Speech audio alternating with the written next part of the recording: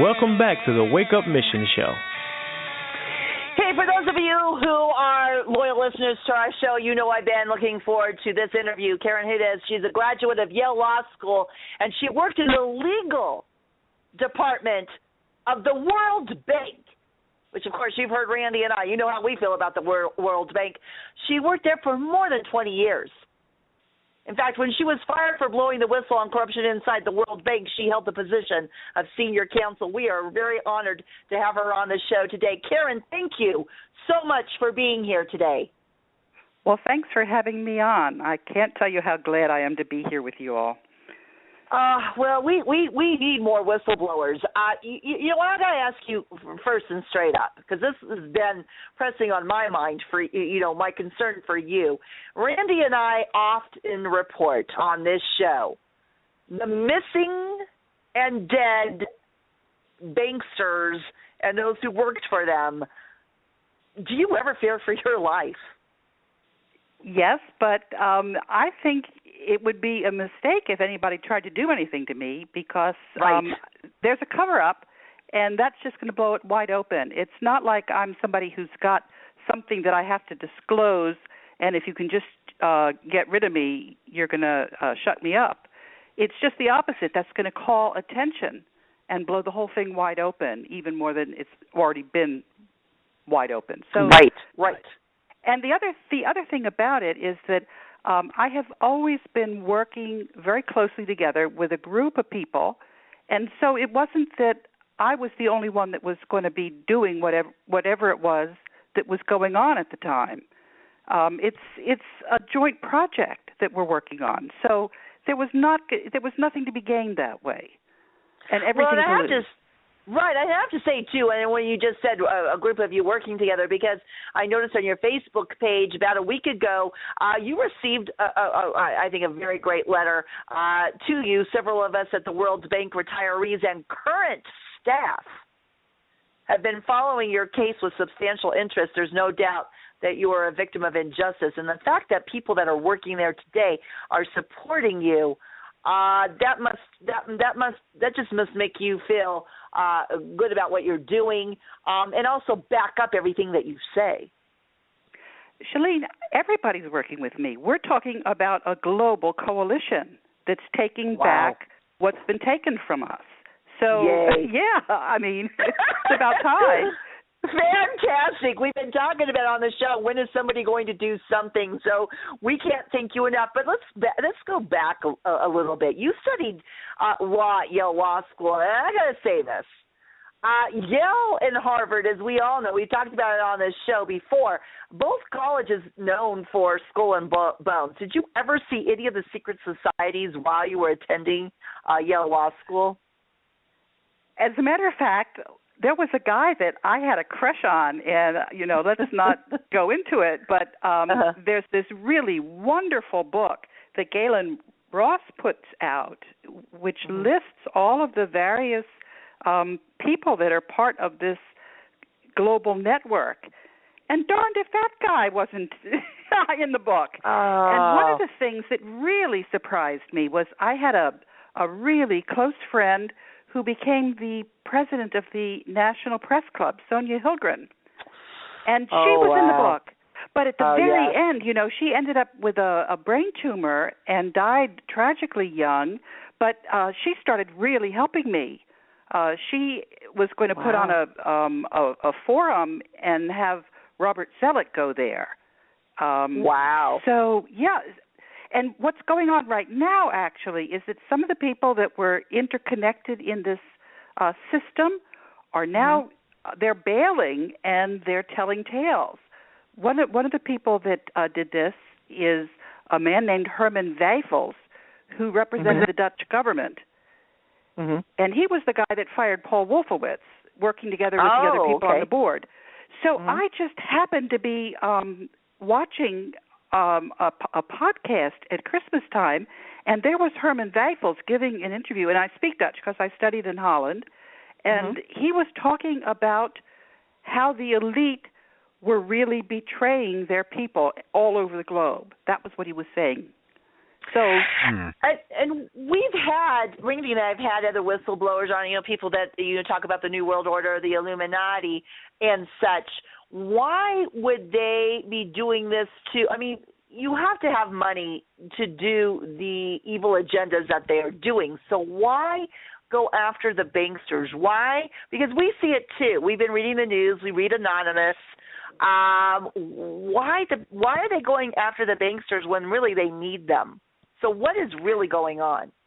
Okay, what you have to realize is that we're living in a fake money system. Paper money is not real money. It's fake. Right. Yeah? And all of the real money is in this trust that the World Bank and the IMF are sitting on. And the best way to understand the World Bank and the IMF is to realize that they have been subject to something called state capture, which is that they're not really doing what they're supposed to be doing. There's a group at the top that's hijacked them. But in reality, the World Bank is supposed to be there. It's a co-op, and it's supposed to be there so that when this wealth that belongs to everybody gets divvied up, that there's a way to do that there's a forum where, and so the way the World Bank is organized, it's got two different layers of directors. You've got 25, they're called executive directors, and 8 of them represent single countries, the biggest economies. And then the rest of the countries are in groups. But then on top of that, you have the Board of Governors, which is each country has its own, it's usually the Minister of Finance. But the votes are weighted by the size of the economies. Anyway, so this is the way that you can make decisions about what happens to the world's real wealth. And this real wealth is what John F. Kennedy had tapped into. He was going to take us. He was going to take us away from this paper fake money, and we're paying interest on country debt, which is a scam. If the banks aren't issuing the currency, then you don't have to pay any interest on it. Yeah, we've talked about JFK. Don't realize that.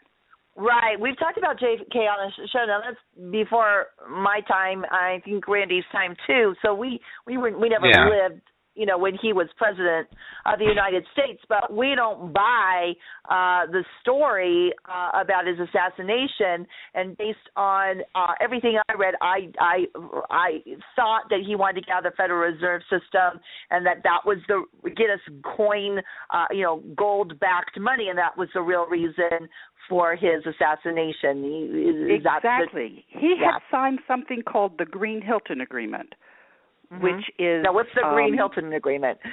Yes, and 10 days later he was dead. Now, I'm a little bit longer in the tooth than you guys, so I was one of these people that was really unhappy about the Vietnam War. I was there at Woodstock, actually. I had gone to NYU as an undergraduate, and it was easy for me to get up to Woodstock. Wait a minute, so I was there. Now you're going to want us to talk about that. Woodstock is so cool. I love that. So when they said love it or leave it, I left. I split. Right. I went to Holland. Right. That was why I went to Holland, because I was so mad. But while I was in Holland, I realized that all of the stuff that the people in Holland were complaining about, that if you could go back and be an insider there. So that was my plan, to go back to law school, to get the credentials, and to do what I wanted to do. So you had an agenda all along, because I was going to ask you, how did you end up working for the World Bank? You just answered that. Wow. So when you were doing that, did anybody find out what your agenda was? How were you able to get away with it? Here's what's beautiful about it. I didn't understand that the World Bank was sitting on top of the world's wealth. But I did know this, that I wanted to work on poverty alleviation, and that's what the World Bank is supposed to do. And what I did between my junior and senior year at Yale Law School was I went and I studied something called the Group of 77, which is actually 133 countries that were forming a coalition. And I wrote the legislative history of that. I wrote a 200-page article on that. And when I was brought into the World Bank, I was hired by Ibrahim Shihada, who was an Egyptian lawyer who who knew that was what I was interested in. And this group of 77 is really the core of what is taking back our system, because it's the developing countries that they're still colonies. We're just ripping them off. And so they're there. They're the natural interest group to take back the world's wealth for the world's people. Fantastic. Hey, Karen, you keep talking about this currency. What is the real currency that they're sitting on? Is it gold, silver, oil, tungsten? What is it? Yes, all of the above. It's more gold than people know about. And a lot of people get very nervous when I talk about the quantities, because they say it takes a lot of effort to get gold, and you don't, it takes a long time to mine gold. So how did we happen to have all this gold? The reason why is because our understanding of history has been totally hijacked by these bankers and what's behind the bankers. And there's concrete proof that our history goes back to before this current ice age. There's a map that people discovered in the Middle Ages. It's called the Charles Hapgood maps, and it shows the coastline of Antarctica, which could only have been accurately drawn like that if there hadn't been a layer of ice on top of it. And also the level of water has risen by 400 feet. And if you look, you see civilizations right off the coasts that were buried when the water level went up. So there was a very technologically advanced civilization that knew how to draw those maps from before the previous ice age. So we had a lot more time to be mining gold, and that's how we have that much gold. Well, it's really interesting, Karen, because last week one of the people that I follow, who's very libertarian, is Peter Schiff. And just last week he stated, invest in gold, and that was what he said. Paper money is going to go away. So it's really interesting. You're really confirming what he said just last week, which we discussed on the show. So what of all even this like talk? the Stansberry report too. They say the same thing. Oh, do they? I think those people are writing exactly what it is I've been saying. I think they're basing what they're talking about on. This is reality.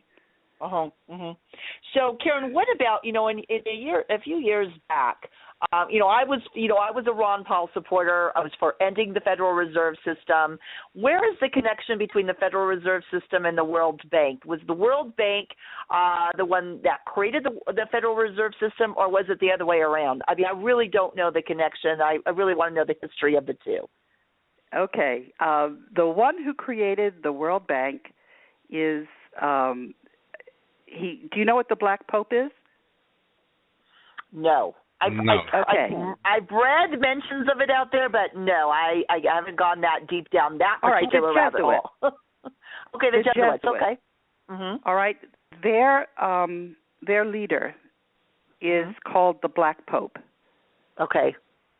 And there was a Black Pope named Jose Rizal who came from the Philippines. He was actually the nephew of Queen Victoria. Victoria had a twin, Prince Tilano, who went to the Philippines and had a son, Jose Rizal. And Jose Rizal became an ophthalmologist, and he also went to the Vatican. And he came back to the Philippines, and with him he brought all the Vatican's gold.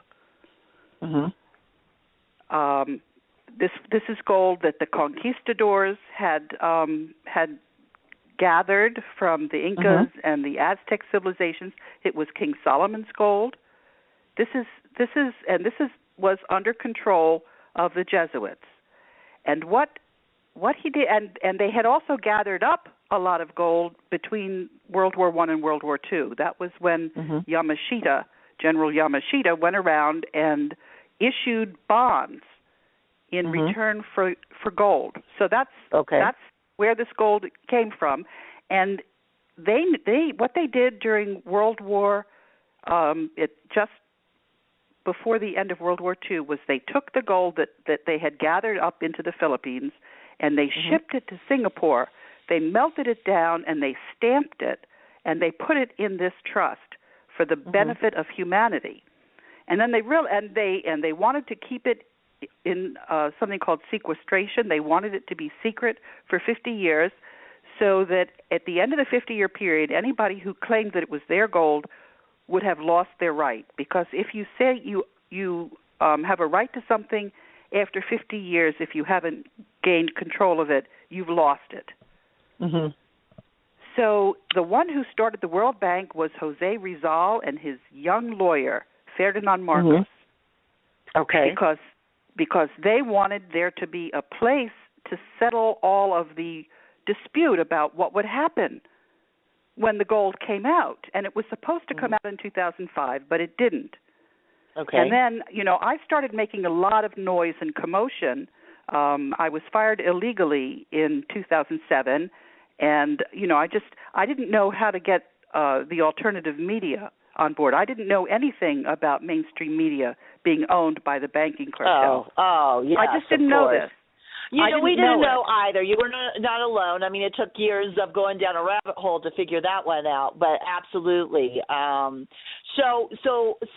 So how were you able to get your story out? Because obviously the mainstream media, and you're right, alternative media really started coming about that time, around 2007, 2008. So how were you able to get so many people to listen to you? Well, in the beginning, I hardly got anybody. And some of the people that I got were really how you get somebody to you co-opt them, you do nice things for them, and then you give them misinformation and try to derail them, and they don't suspect you. Well, that was going on for the earlier. So, for example, as an example, one of the first good early stories I got was the biographer for Leo Wanta, Marilyn Barnwell. Well, Leo Wanta is a CIA misinformation agent. There's plenty of them, right? But after a while, I started getting a little bit more exposure, and it just it built up, but by a lot of effort. So there are people that say, well, obviously I have to be somebody who's really a double agent because I wouldn't have this much exposure. Well, you can see just over the chronology how hard I worked to get exposure. The articles that wouldn't be published, or one of the most important stories that came was from a German journalist named Lars Schall. And he tried to put that in the Asia Times. Asia Times wouldn't run it, and Lars put it on his own website. I've seen it on his website, right? He's actually, I like that.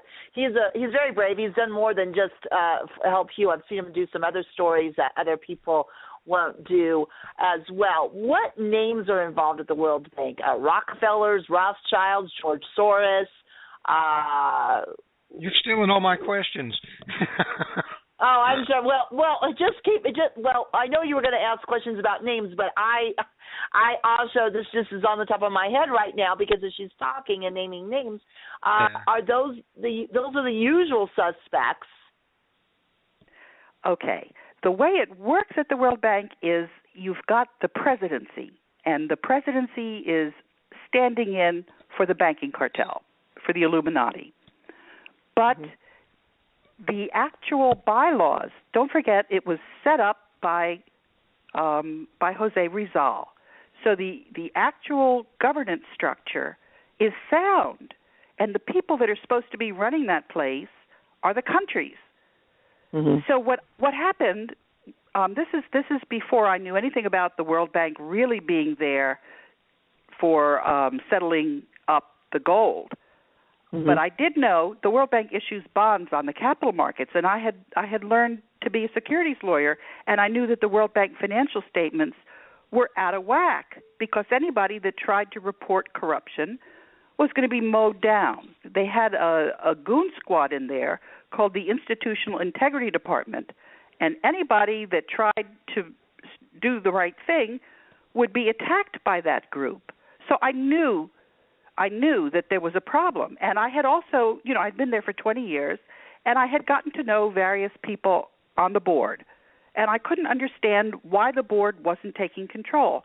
But the thing is, before I went into the World Bank, I had gotten the operation manual, actually, from a lawyer, a Dutch lawyer, who had been there when the treaty for the World Bank and the IMF was negotiated in 1944. And he became the longest-serving general counsel. His name was Aaron Broches. And he told me that it was actually the legal department that was the key to the whole place, because you've got the presidency, but you've got the board. And if the legal department is doing their job, then they don't let the presidency overwhelm the board, and they let the board do what the board is supposed to do, because in the bylaws, the articles, the treaty that all of the countries have signed, it says that it's the countries that are going to be running the place, not the presidency. But what happened 2 years after the treaty was negotiated, what they did was they had a special memo, a 1947 memo, that said that the board is not going to exercise its authority. It's just going to sit back and wait for the president to propose something, and the board is just going to vote something up or down. They're not going to take the initiative. So when things started getting corrupt, I went to the board and I issued them a legal opinion. I said, as a lawyer, I can tell you that because of this corruption, you're not allowed to sit and wait. You have got to start taking the initiative. And I wrote a legal opinion saying that 1947 memo no longer applies. Now, this obviously wasn't going to work for the banking cartel. They needed to be in control of the World Bank, which is sitting on the world's wealth. So that was when they threw me out of the place and said that I wasn't allowed to come back in because the security guards are owned by the banking cartel. So in the meantime, I've just been issuing one legal opinion after another, saying, of course, when I found out when the World Bank was attached to the world's gold, I had a heyday because I had already documented all of the corruption. It's like I had become a sting operation, and together with everybody else. So on the board then are leaders of countries then? Is that who's on the board? You've got the ministers of finance that come there twice a year, but then there's something called the Development Committee, which is 25 ministers of finance, and that was added in as a result of the Group of 77. They added the Development Committee so that the countries were always going to play a very strong role, even if the board members were going to become more loyal. You can corrupt people. You can make them serve not their countries, but the corporation that's in control of everybody. So, well, yeah.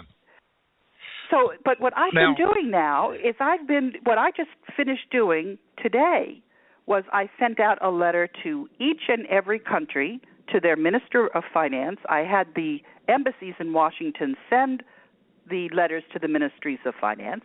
And I said, okay, we're now distributing the world's gold, and you just tell me whether you're going to sign this agreement, and we're going to take the banking cartel and we're going to put them into bankruptcy, because one of the things that this trust owns is it owns all of the notes that were issued when the bankers bought up the gold.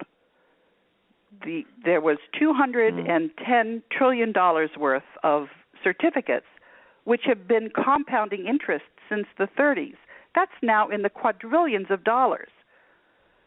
So I filed a financing statement with each and every Secretary of State where there's a Federal Reserve Bank. It's actually 11 states because Missouri has both the Kansas and the St. Louis Federal Reserve Bank in their state.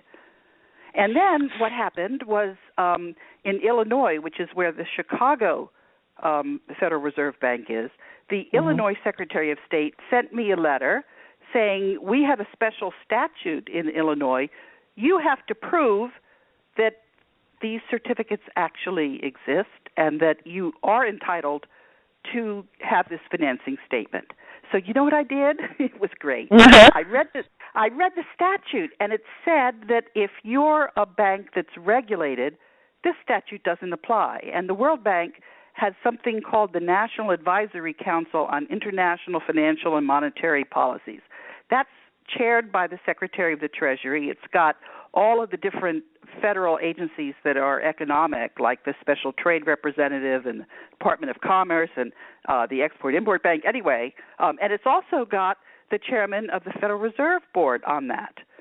So I said, okay, the World Bank is not, but you have to be a representative of that bank. So I wrote to all of the ministers of finance, and I said, I've been reinstated, and I am a representative of the World Bank. I'm the acting general counsel, and if I'm not, you tell me, because this is the letter that I have written on World Bank letterhead to the Secretary of State in Chicago, and that and when I sent that out, I mean, I just dotted all the I's and crossed the T's, and I've got copies of each and every letter, and I just posted that on Twitter, but I wasn't sure who I was going to write to for the U.S. So you know what I did?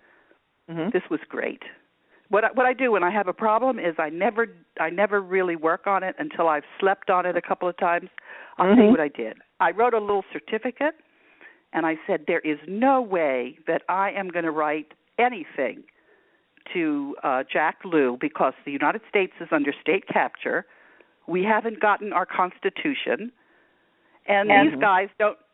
These guys don't represent us, and so right. And so what's going to happen is we are going to have our currency, and I'm simply going to go to this, there's a representative in the mint. I said I'm going to go to that person in the mint, and I'm going to make sure that it's manufactured properly.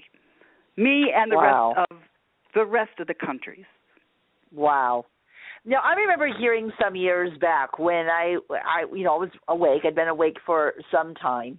And I got involved with a group who, of course, said, the United States is a corporation. It hasn't been a republic for years and years, decades, centuries, whatever. And they talked a lot. Since 1871. 1871, correct. And that there were currencies around the world that were going to reevaluate. And I remember there was a lot of talk about the Iraqi dinar. Do you know anything about that? Any of that talk? Yes. Was it all nonsense? Yes. I'll tell you what's going to happen. When we have our honest currency, it's not going to be you can't have currency more than the goods and services. Yeah, right. or it just devalues. Right. Although there's no way for it to. Let me just talk for a minute about how the currency is going to work. Every country is going to have its own currency. We're not one world at all. And the way it works at the World Bank is there's a special provision that says we do not interfere in the political activities. And so, I was telling you about what I wrote for the United States. I said the World Bank is not going to be intervening in the United States when it's getting itself back on its feet. This is a no-no. It's not going to be intervening in anybody's country. We're not a one world order. The World Bank and the IMF are not in the business of running the world. We're not in the center to run the world. We're here to divide up the world's wealth and get it back to the world's people, and that is, as far as I can see, as much as we need to be doing at the moment. But there's one other thing. When's this going to happen? I think it's got to happen very soon because the Federal Reserve notes are going to crash. Their idea was to crash the Federal Reserve note and take the United States out. And so we've got to do that very quickly. Who's they? Who's they? All right, that's a very good question. I can tell you right off the bat, there's something called the Network of Global Corporate Control, which was studied by 3 mathematicians at the Federal Institute of Technology in Zurich, Switzerland. What they did was they looked at who owns all the companies in the capital markets. And what these bankers do is they print fake money, and then they go on the capital markets. There is no such thing as lack of insider trading. It's all insider trading. And so they have bought up 60% companies there's 43,000 companies on the world's capital markets. They've bought up 40% of the assets. But the way they did it, it's only one company. They put the same directors on interlocking boards. It's only one bank. It's not too big to fail banks. It's just one bank. And so that's the group that we're dealing with, and they call that the Network of Global Corporate Control.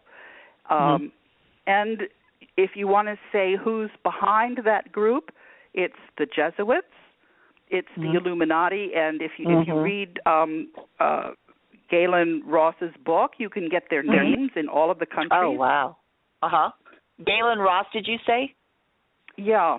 As a matter of fact, you know, as I'm talking about things, I'll be happy at the end of the hour to send you all the links so you don't have to go searching for it. Fantastic. Yes, please. Now and then we can put it on our Facebook page. Yeah. So we've got that answered. So going back to the dinar and everything that's going to happen, the world banks are going to divvy up. So that's where we were. But the thing about the currency is the Iraqi dinars, they've printed all these extra pieces of currency which are superfluous, which were just there for a scam. And so what the countries have got to do, you know, there's a laundry list of the things that the ministers of finance have to decide.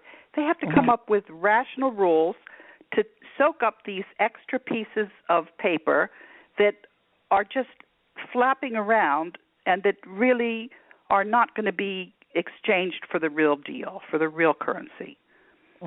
And so people that have bought this stuff to make a quick buck, I would unload it back to the person that sold it to you and tell them that if they don't, you know, give you every penny that you gave them, that you're going to put them out of business.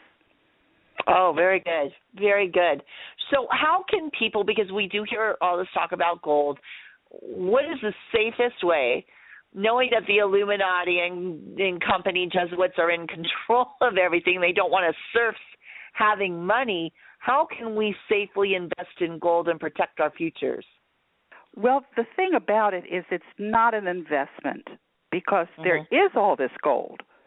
Now, we're not going to just take all the gold that's there and just throw it out for everybody. It's going to be used as currency. It's going to be monetized. But you obviously ought to have this in case the transition is not smooth. If the paper, I mean, I've been in countries where the paper currencies crash. It's a terrible situation, and if that should happen, you need to have a way to buy food to eat, and the paper isn't going to do it for you. So you get it as insurance, but not as an investment. Got you. Okay.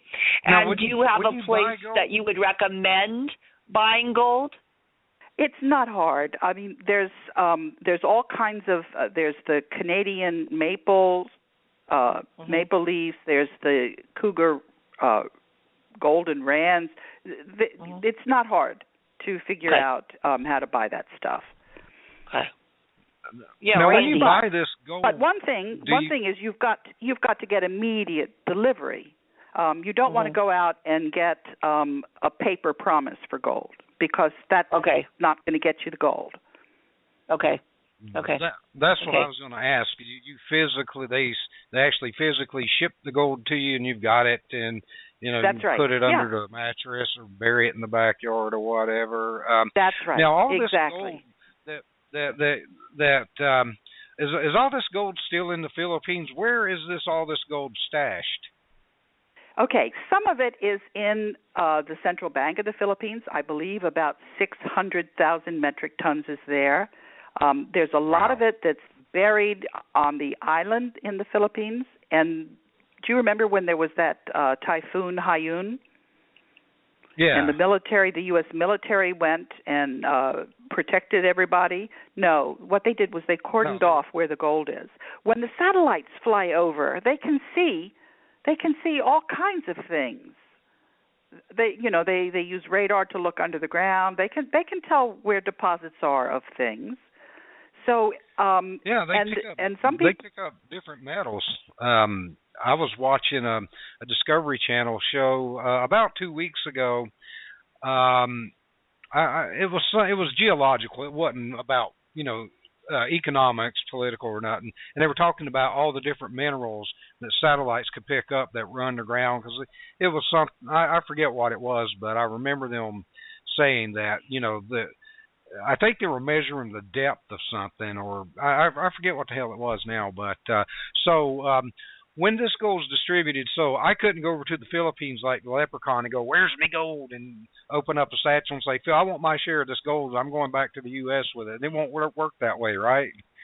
What's going to happen is there's a way to press the gold very, very thin and put it in like a plastic envelope, and that will handle just like a dollar bill. And the amount of gold inside there will be equivalent to the face amount of the bill. So everybody's going to have the gold. Oh, okay. That's where it's not going to go to the governments. It's going to go to the people. Now, the hard part is that money is not just the currency. You've also got the checking accounts, and the banks are going to have to. We're going to have to foreclose on this one mega bank. All of the countries in the world are going to have to agree on how they're going to put these banks into bankruptcy in a way that's going to be smooth. We don't want to create world depression. So there's a lot of agreements that are going to have to be ironed out very quickly. It's not going to be easy to get things to go smoothly, but we're going to have to do that, and I think we will be able to do it. And the reason why I think we'll be able to do it is because of a very accurate modeling tool. It's called a power transition model that came out of the U.S. Department of Defense. It's 90 to 95% accurate, and it has been predicting ever since one of the World Bank whistleblowers named Elaine Colville, who's from Scotland, and I, when we got our statements up on the UK Parliament website, that's when the model showed that these coalitions were going to form. It showed that the BRICS were going to form, and it also showed that Germany has a very, very important role. It showed that Germany was going to join the BRICS. So when you were talking about this China Bank and what role China's playing, you can tell whether we're on track for the rule of law based on where this business goes with Germany. Because what I did, I went to Japan this summer, and I called up the defense attaché in the U.S. Embassy, and I was talking about this model. I talked about this model with Chuck Hagel back when he was the senator of Nebraska. And it said that the United States, now I didn't realize about the banks or anything, it said that the U.S. had to play by the rules, which of course we're not doing when we're under state capture by the banking cartel. So we have a choice. We can either get rid of the Fed, or we can go down the tubes and have World War III, and China is going to take over from the U.S. That's what I'm predicting. That's what I'm predicting, Karen. No, it's not going to happen. It's not going to happen. That's a 5% likelihood. If you read this power transition model, it's because we have this coalition. It's because Germany is standing by us. You know who else is standing by us? Russia is standing by us. When I say kind of figured Russia. When I say us, I mean the U.S. minus the Fed. That's who we are. Now, but how are we going to get rid of the Federal Reserve? Sorry, Randy. They're bankrupt. I have foreclosed on them. I have a UCC 3 statement on, and these. What can they say? And I, if you look at the paperwork, if you see the letter that I've written, I've gone through something called a notarial protest. I gave them the chance to prove that they actually have the gold, but they don't. It's in that trust that I'm telling you about. Karen, because, I love Ron Paul. I just get quite an education on the real politics of this country and the world. I met so many people, from Aaron Russo to G. Edward Griffin, because of him. So he was for ending the Fed. Did you ever partner up with him? Did you ever reach out to him? Or I don't trust his son as much, I have to tell you, but he seems to want to end the Fed as well. So have you reached out to any one of them, or Justin or Mash? I have, and some of the worst articles on me have been run by that group. Really? People are not who they say they are. And the thing about the U.S. Congress is, don't forget that every 2 years they have secretly extended martial law without bothering to tell anybody. Right. That is true. So how are you going to trust people like that? Right. So when it goes bankrupt, what can the people do? Because we're going to be out here following. We're not going to have banks to go to. People are going to have. No, that's not going to happen. Okay. That's not going to happen. So the Federal Reserve is going to take a dump, but like say your local hometown bank is still going to be solvent. Is that what you're saying?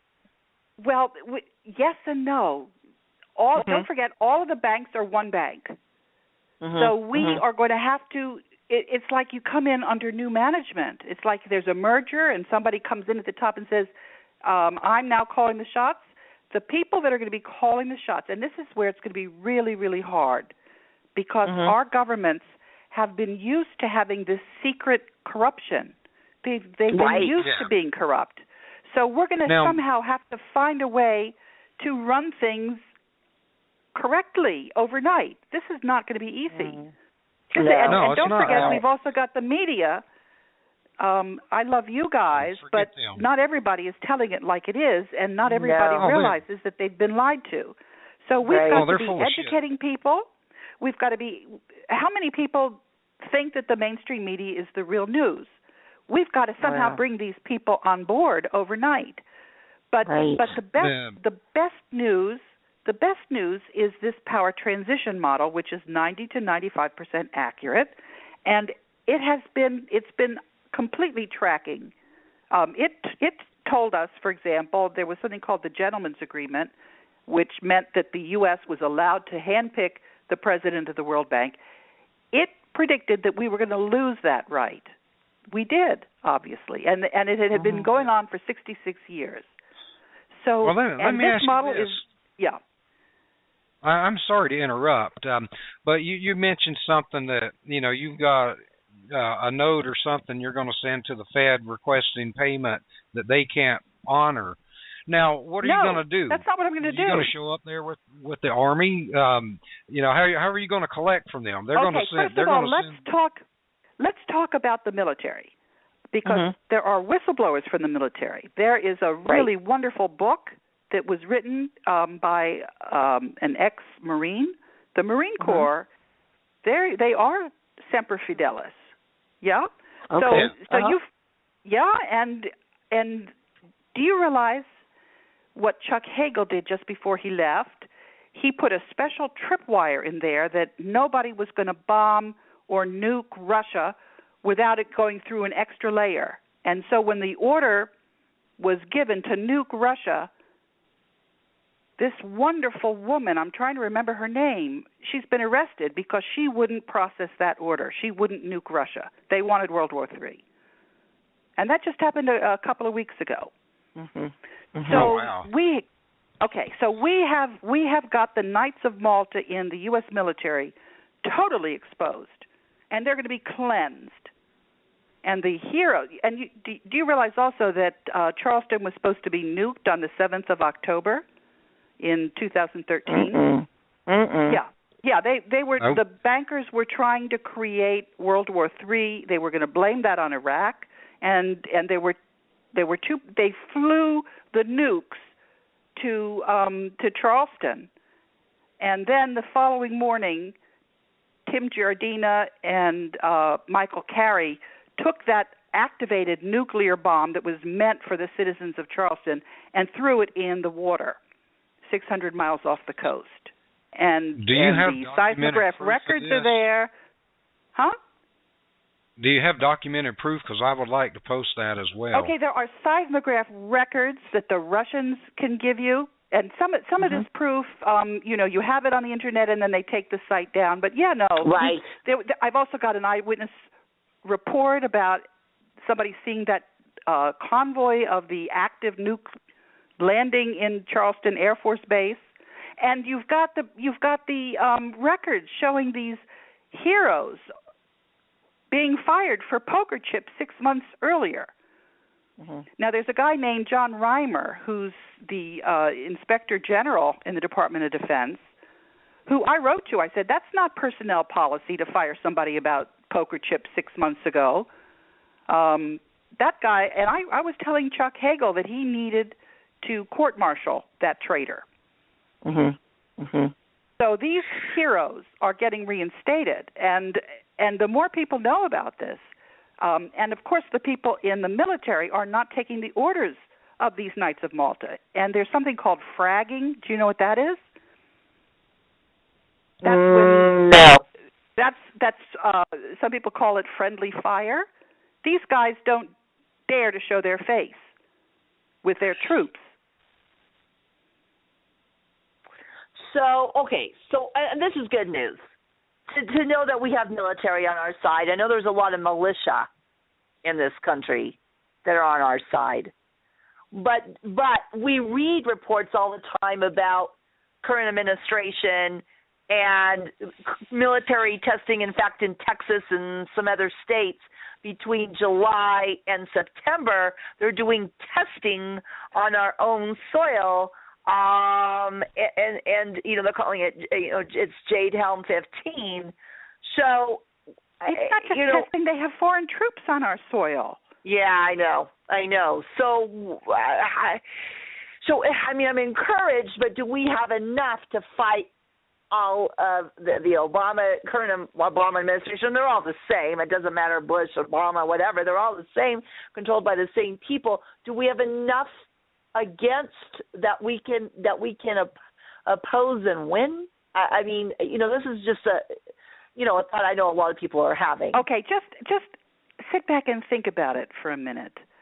Mm-hmm. Russia was waiting to be nuked by these idiots. Mm-hmm. Do you think Russia is going to, on the board of governors, along with the other countries, is going to take the opportunity to foreclose on the Fed now that we've got them?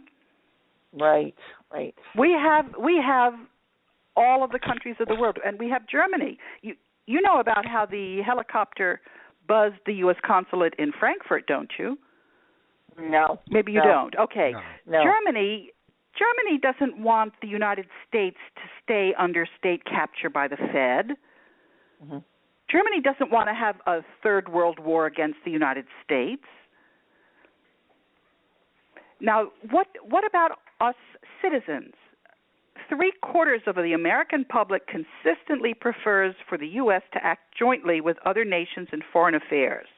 And there's a political scientist named Douglas Foyle who has shown how this is consistent over the years from 93 to 2005.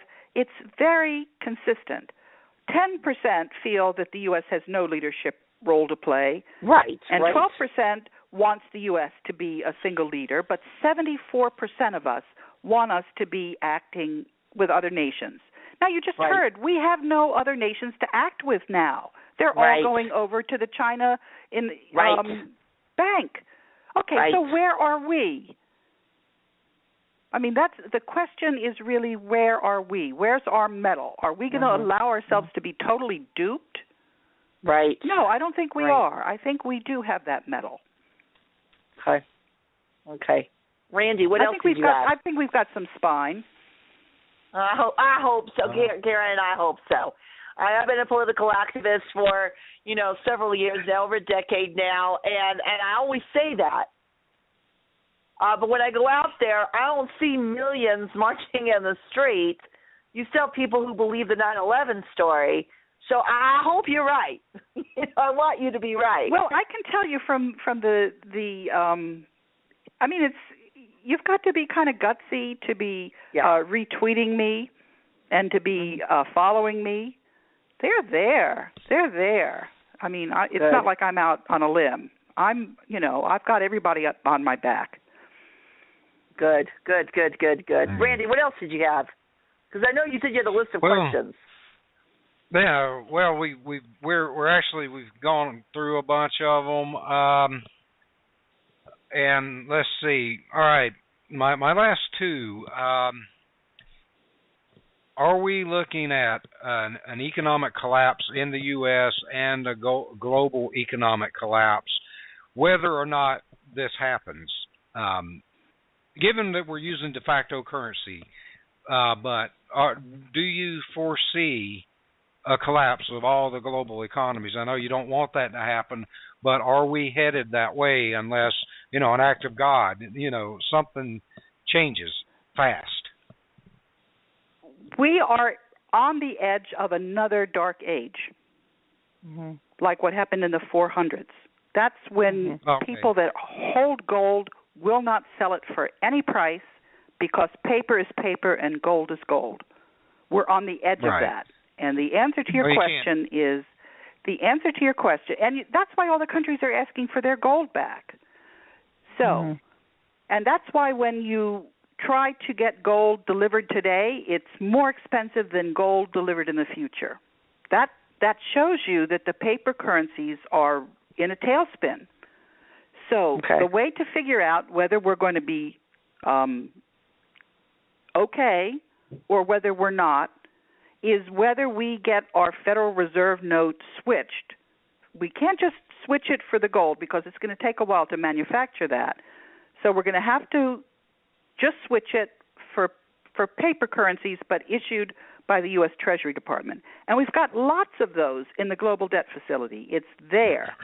So the real question is whether this coalition for the rule of law that I'm talking about is really there, whether we can get our act together and switch that Federal Reserve note for our Treasury dollars.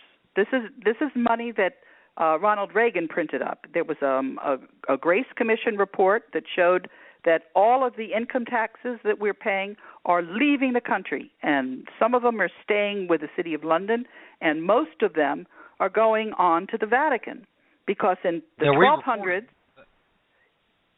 That last week, actually. Yes. So why should we allow this system to continue? We shouldn't, and that's what I wrote to 188 ministers of finance, and I told them that the people in the United States understand that we do not want the Fed there. It doesn't belong there. It's unconstitutional. It's not real money, and we want our real money, okay? And the question is whether we're going to switch our Federal Reserve notes for Treasury dollars in time before they crash, whether we can figure out that that's what we have to do, and we've got all the support in the world from the rest of the world.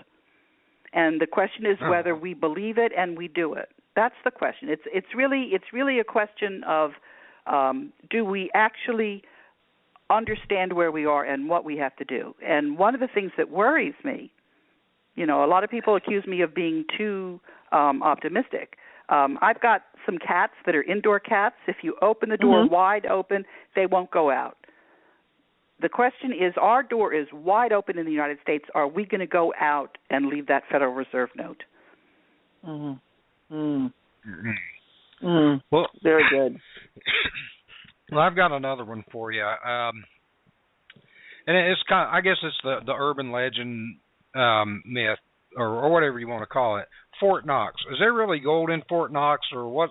Do you know what the hell Fort Knox is all about? No, and that is how I know. That was the basis on which I filed that financing statement, because I wrote the Fed and the Treasury Department. The Fed admits they don't have the gold. They say that it's the Treasury Department that does. But so I wrote them a letter to the Treasury Department and the Fed. I said, is the U.S. gold monetary reserves held by the Fed and the Treasury Department, or is it held by the Global Debt Facility? I said, you're lying. It's held by the Global Debt Facility. And I just kept sending them letters, and I copied 188 ministers of finance, and I went through the hoops. It's called the notarial protest, and if you look on what I tweeted today, you can see that correspondence. And I tweeted all of that so everybody could see it. It was just out there. And no, they don't have it. They don't have it. It's ours. It belongs to humanity. It's what John F. Kennedy signed the agreement for. It's ours, and we're taking it back.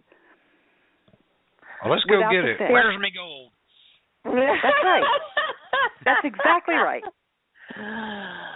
So I've heard talk out there that there's two factions. There's the white hats, and then there's the globalists, which, Illuminati and company. But I've heard that the white hats are ready to to help all of us in the world, and that the globalists, the evil Illuminati, are all fighting with each other. Any truth to that you are aware of? I'll tell you what I think of. I mean, there are all kinds of stories out there, and the best way to figure out what's what is to have like a study group, like a book club, and just to compare notes and see how things, whether they're consistent or inconsistent. It's like doing a puzzle, and you don't, you'll think something's true one day, and then you'll discover that it really isn't. And a lot of people get uncomfortable with that, but I mean, that's you have to do your homework. You have to bring yourselves up to speed, and especially now, because I do believe we are going to have to clean up all of this corruption, and the only one that's going to be doing it is us. And it's going to be done. It's going to be done in our communities locally, and the only way to do that is to be plugged into your own network of people and to roll up your sleeves and get involved and to do that. Right. I agree with you. We always tell everybody on this show, we connect the dots. We're trying to wake you up to do what? Inspire you to take action. It really is up to you. And our song, The Revolution, starts with you. So absolutely, Karen, we totally agree with you, and we often say on this show, you've got to take back your communities locally, state, and so we thank you for saying that. Any final words in the last couple of minutes that you would like to say that you haven't had an opportunity to say yet? Yes, local currency, because we're not going to have legal tender laws. That's how they've been controlling us. So each and every local area is going to have their businesses are going to agree. There's some of these communities have already done that, but all of the communities are going to do that, and that's going to create full employment everywhere. So, just think about how strong your community is going to be when your local farmers and your local merchants are all trading among each other with your own local currency. It's going to empower all of the local areas. So we've got a really bright future ahead of us, but we've got to do our work to get it to be the way we want it. Right. And you say the local, and I agree with you on that. I've said that before. I think communities should be doing that. But what about utility companies? Some people were trying to get off of the grid, but it is challenging. So what about utility companies? When people live in the big city and they're renting from a corporate apartment building, what can they do to prepare themselves? Well, I don't think we're going to have a breakdown like that. And I think there's a lot of new technologies that are going to start. Nobody's going to prevent us from having them anymore. So I think we're going to have a lot of options. But also, there are people who tried to get off the grid and were told they couldn't. I think there's got to be room for people to go off the grid if that's what they want, if that's what their heart's desire is. I think we're just going to see it's going to be a world of all kinds of options and freedom that we haven't seen before. Oh, praise God. We want freedom. That's what this show is about. Karen, we can't thank you enough. I think you're a courageous woman. You're fantastic. You can come on here anytime. We appreciate the words you had to say. Please go to her Facebook page, Karen.Hudes. She's number 10, by the way. So it's facebook.com, Karen Hudes. Thank you so much for being on the show. We are out of here until tomorrow. This has been the Wake Up Mission. You take your country back, take the world back, help one another. We'll be back tomorrow. Thank you for spending your time with us on the Wake Up Mission Show.